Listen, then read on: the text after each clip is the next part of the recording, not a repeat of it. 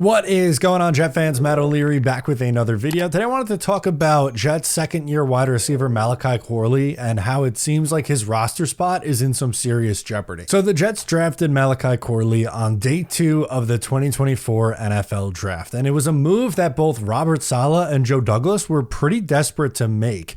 They jokingly in the sense that they were making reference to a movie, but they both in a text exchange said Malachi Corley no matter what. And then if you watch the Jets behind the scenes coverage of the draft from a year ago, they show on the Jets YouTube page in this episode, Joe Douglas spending most of the second round trying to make trades to get up for Malachi Corley. It didn't just stop there. Like, obviously they liked him because they wanted to trade up for him on day 2, and they did. They traded up to the top of the 3rd round, but they leaked out post-draft that they had Malachi Corley as their 4th graded wide receiver in the 2024 NFL draft. Now, that's suggesting, because we know who the first 3 were, Marvin Harrison, Malik Neighbors, and Rome Odunze, that's suggesting that they had Malachi Corley ahead of the likes of Brian Thomas Jr., Ladd McConkey, A.D. Mitchell, Roman Wilson, Ricky Pearsall, Keon Coleman, Xavier Worthy, guys like that. So I remember at the time a little bit of a head scratcher, right? Like, I didn't have necessarily anything against Malachi Corley. I just thought odd that you leaked that out, and I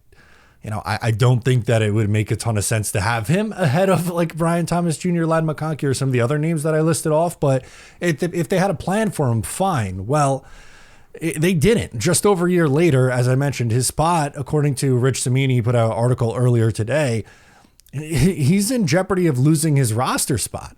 As a rookie, he caught just 3 passes for 16 yards and had 2 rushes for 26 yards. His most memorable play was an embarrassing moment fumbling the ball on the goal line just before the end zone on a play where he would have scored on Halloween night against the Texans. And that's really the only thing that anyone remembers from him as a rookie. Unfortunately, too, when it gets to this year, he's got to make a new impression with this coaching staff.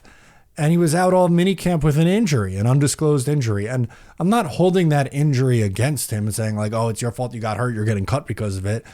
That's not my point. My point being is he has a lot to prove. And in OTAs and minicamp, that's the first opportunity you have to prove to your new coaching staff that you belong. Now, personally, I'm rooting like hell for Malachi Corley. I don't like the idea of lighting a 3rd round pick on fire just a year later, right? Because it's pretty much, oh, you traded up and guy's gone. He's cut in year 2. I don't want that to be the case. I want him to have a role on this team. I want him to progress this summer and look like a legitimate piece on this offense. But really interesting quote from the Jets wide receiver coach, Sean Jefferson, saying, my old coach, Bill Parcells, used to say the first thing you need to be available. He's missed some time and there's a learning curve here, so he's in catch-up mode right now. That's not good. That's really not good. And I'm not overreacting and going, it's a guarantee that he gets cut. But, it's funny. I had some time earlier today, and before I even saw this article, I did a Q&A on my Instagram. Follow me at Matt O'Leary NY if you haven't already. And one of the questions I got was, give me a surprise cut. And my name was Corley. I think and that would be a surprise to some because there's still people who are very high on him. And, he was a 3rd round pick a year ago. It's not necessarily common for you to move on from a 3rd round pick after 1 year, but I mean, they drafted Arian Smith this year. They brought in a couple other wide receivers. Alan Lazard's still on this roster.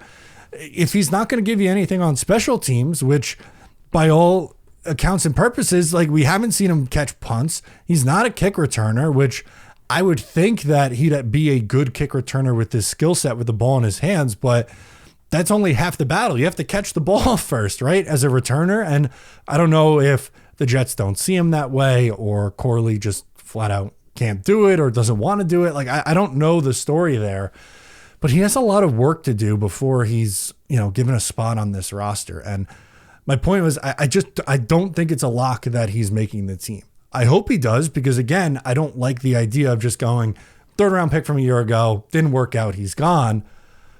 But he's got to prove it, and he has a lot to prove this summer. So that's a name that we absolutely have to watch. Let me know your thoughts on Malachi Corley in the comments. I'm Matt O'Leary. Subscribe if you're new, and I'll catch you next time.